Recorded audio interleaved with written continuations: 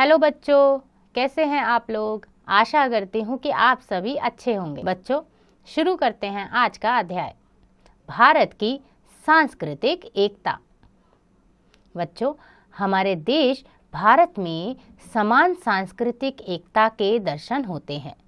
यहाँ की भाषा, साहित्य, धर्म आदि सभी में एक समान भावधारा के दर्शन होते हैं।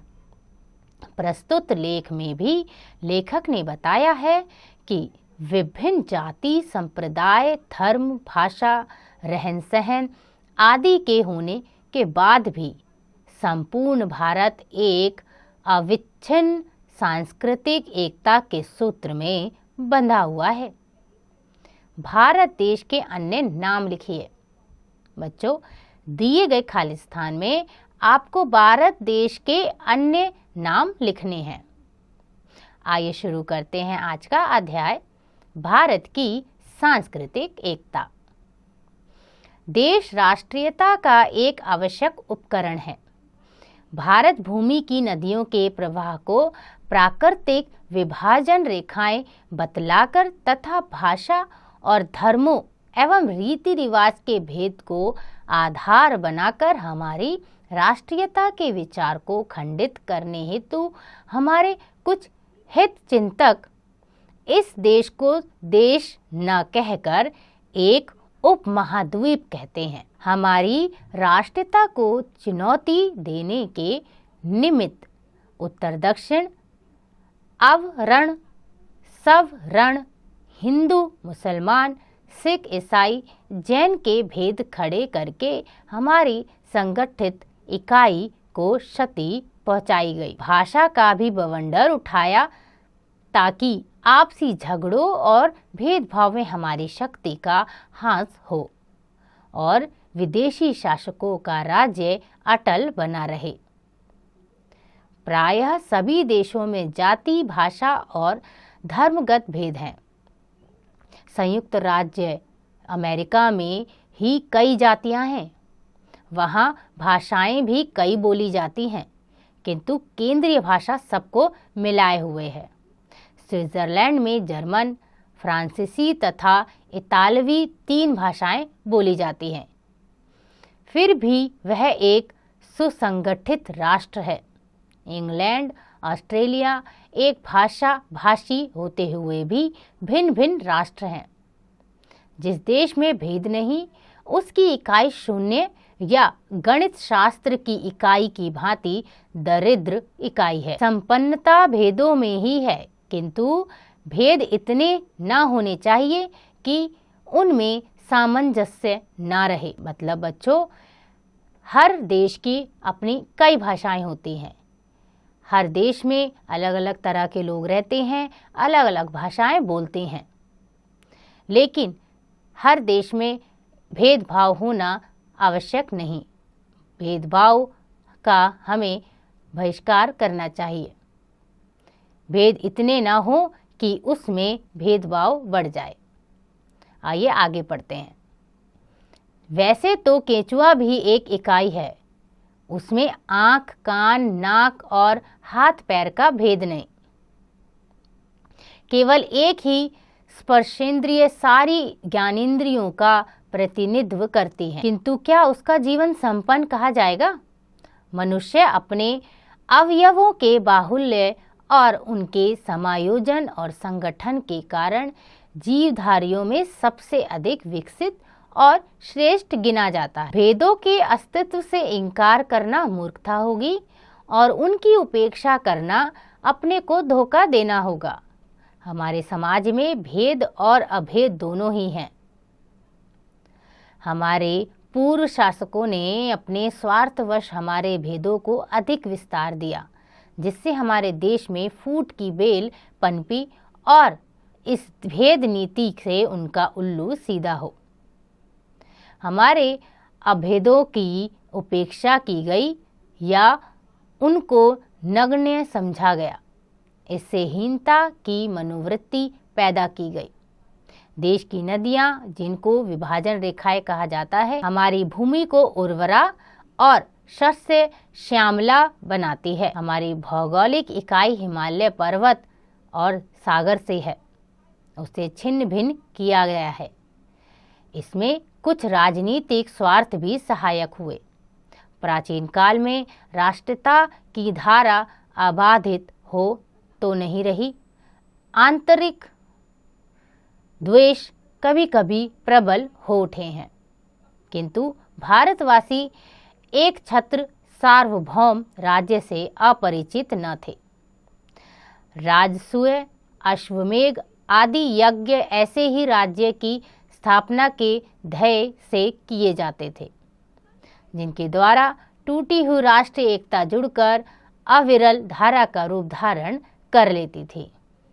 तो बच्चों, हमारे देश में सब मिलजुल कर रहते हैं, लेकिन ऐसा भी होता है कि कुछ देश हमारे देश से भेदभाव करते हैं और फूट डालने की कोशिश करते हैं। लेकिन फूट अगर कोई डाले तब भी हमें अपना साहस नहीं छोड़ना चाहिए। हम सबको मिलजुल कर रहना चाहिए। आइए आगे पढ़ते हैं। राजनीति की अपेक्षा धर्म और संस्कृति मनुष्य के हृदय के अधिक निकट है। यद्यपि राजनीति का संबंध भौतिक सुख सुविधाओं से है, फिर भी जन साधारण जितना धर्म से प्रभावित होता है उतना राजनीति से नहीं। हमारे भारतीय धर्मों में भेद होते हुए भी उनमें एक सांस्कृतिक एकता है जो उनके अविरोध की परिचायक है। वही त्याग और तप एवं मध्यम मार्ग की संयममयी भावना हिंदू, बौद्ध, जैन और सिख संप्रदायों में समान रूप से विद्यमान है। एक धर्म के आराध्य दूसरे धर्म में महापुरुष के रूप में स्वीकार किए गए हैं।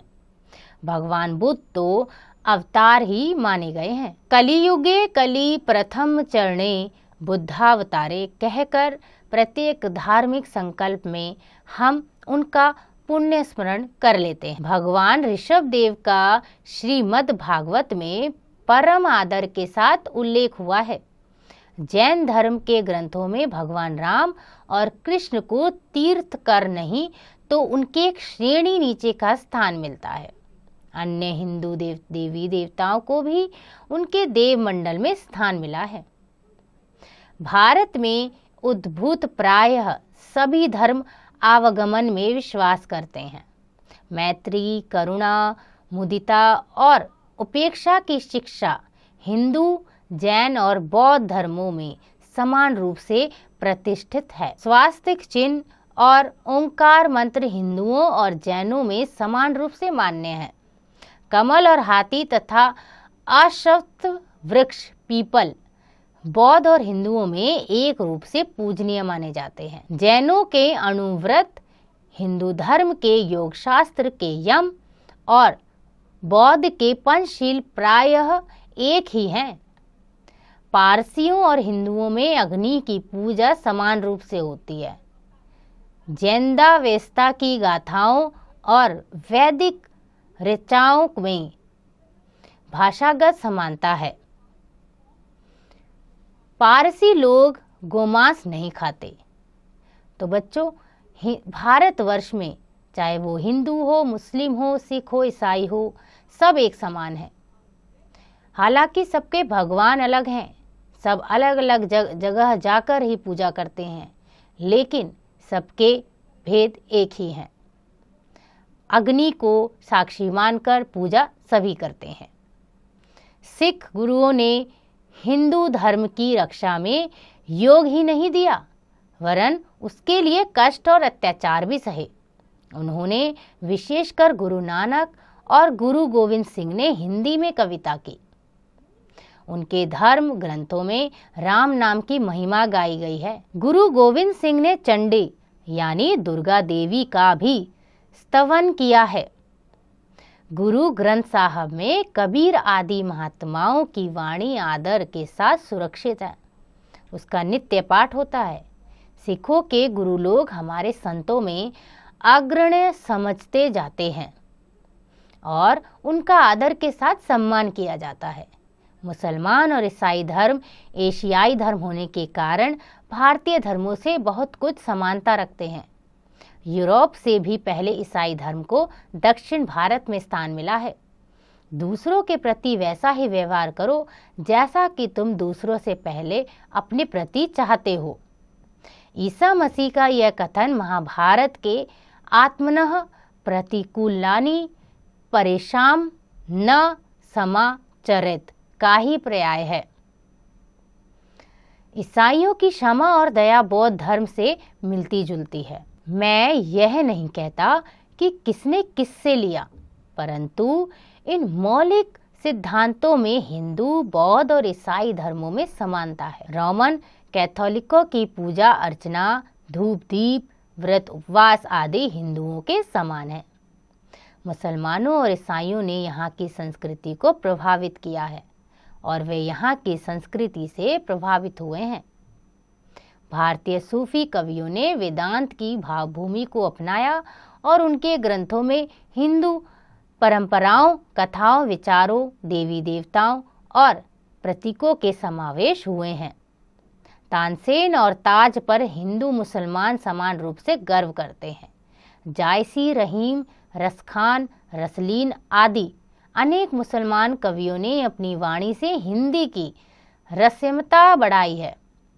रसखान के सवैये तो सचमुच रस की खान है।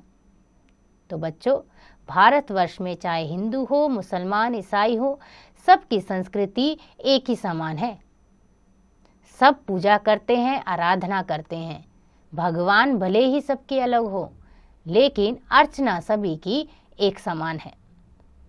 प्राचीन काल में भारतीय धर्म और साहित्य ने राष्ट्रीय एकता का पाठ पढ़ाया है।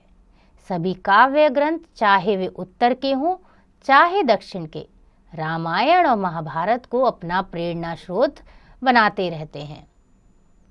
संस्कृत, प्राकृतिक और अपभ्रंश के आमनाय और काव्य ग्रंथ उत्तर और दक्षिण में समान रूप से मान्य हैं। कालिदास के रघुवंश और भवभूति के उत्तर रामचरित में उत्तर और दक्षिण के प्राकृतिक दृश्यों का बड़ी रस्म्यता के साथ वर्णन हुआ है। बच्चों, हिंदू तीर्थयाटन में धार्मिक भावना के साथ राष्ट्रीय भावना भी निहित है। शिव भक्त ठेठ उत्तर की गंगोत्री से जाह्नवी जल लाकर दक्षिणी सीमा के रामेश्वर महादेव का अभिषेक करते हैं, यानी उसे प्रणाम करते हैं। उत्तर में बद्री केदार, दक्षिण में रामेश्वरम, पूर्व में जगन्नाथ और पश्चिम में द्वारकापुरी के तीर्थाटन में भारत की चारों दिशाओं की पूजा हो जाती है। भारत की 7 पुरियां पवित्र और मोक्षप्रद मानी गई हैं। इनकी भी यात्रा की जाती है और प्रातः स्मरण भी किया जाता है। इनके नाम हैं अयोध्या, मथुरा, माया, हरिद्वार, काशी, कांची, अवंतिका, उज्जैनी, द्वारावती, द्वारका। पूरा श्लोक इस प्रकार है: अयोध्या, मथुरा, माया, काशी, कांची, अवंतिका, पुरी, द्वारावती चैव सप्तैता मोक्षदायिका। स्वामी शंकराचार्य ने भारत की चारों दिशाओं में अपने मठ स्थापित किए थे। उत्तर में ज्योति मठ, दक्षिण में श्रृंगेरी मठ, पूर्व में गोवर्धन मठ और पश्चिम में शारदा मठ। ये भगवान शंकराचार्य की दिग्विजय के कीर्ति स्तंभ ही नहीं, वरन भारत की एकता के भी परिचायक चिन्ह। दक्षिण के अन्य आचार्यों के संप्रदाय अविरोध भाव से उत्तर में फूले फले और विकसित हुए। बंगाल के चैतन्य महाप्रभु के संप्रदाय ने भी मथुरा वृंदावन में अपनी शिष्य परंपरा स्थापित की। इन संप्रदायों के मंदिर बने और इनकी पूजा अर्चना ने उत्तर प्रदेश के जीवन और साहित्य को प्रभावित किया। हिंदी साहित्य गगन के सूर्य और शशि स्वरूप सुर और तुलसी दक्षिण के संप्रदायों से ही प्रभावित थे। ये सब एकता के सूत्र प्राचीन ही थे, पश्चिम की सौगात न थे, किंतु उनकी उपेक्षा की गई। अब भाषा का प्रश्न आता है। उत्तर भारत की प्राय सभी भाषाएं संस्कृत से निकली हैं और उन सभी के शब्दों में पारिवारिक समानता है। दक्षिण की भाषाएं भी संस्कृत से प्रभावित हुई हैं। उन्होंने भी थोड़ी बहुत मात्रा में शब्दावली ग्रहण की, किसी ने थोड़ी तो किसी ने बहुत। उर्दू को छोड़कर प्रायः सभी भाषाओं की वर्णमाला एक नहीं तो एक सी है, केवल लिपि का भेद है। मराठी और देवनागरी की लिपि तो एक ही है। संस्कृत की परिनिष्ठित लिपि होने के कारण देवनागरी प्रायः सभी प्रांतों में पहचानी जाती है।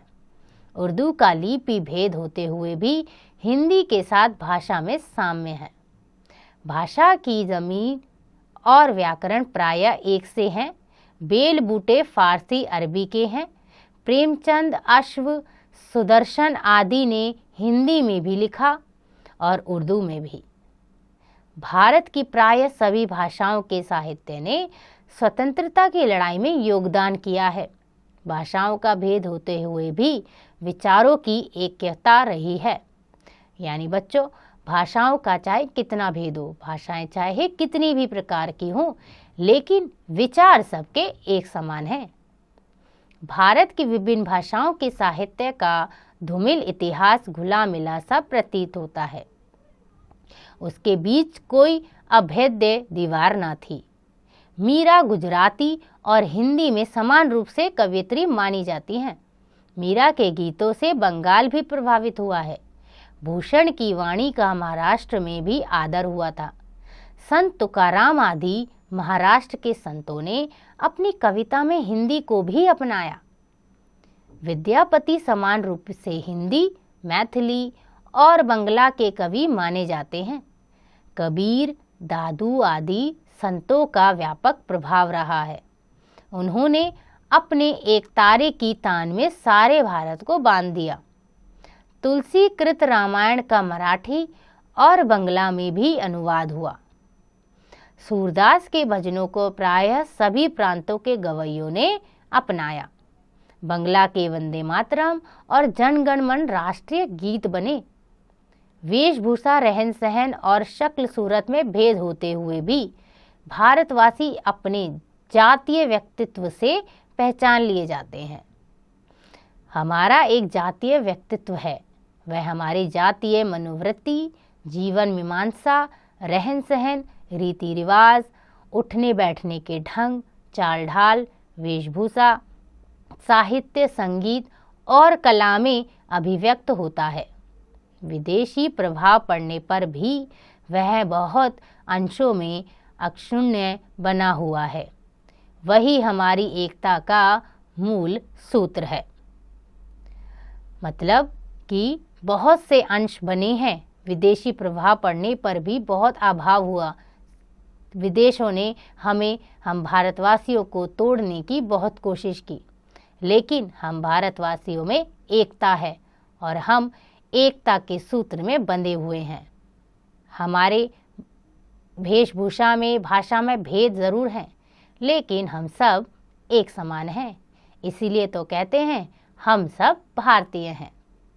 तो यह अध्याय लिखा है बाबू गुलाब राय ने। हमने सीखा देश की एकता और अखंडता को बनाए रखने के लिए हमें हर संभव प्रयास करना चाहिए, क्योंकि देश है तो हम हैं। आशा करती हूँ कि आपको यह अध्याय समझ आ गया होगा। इसका अभ्यास आप स्वयं कीजिएगा।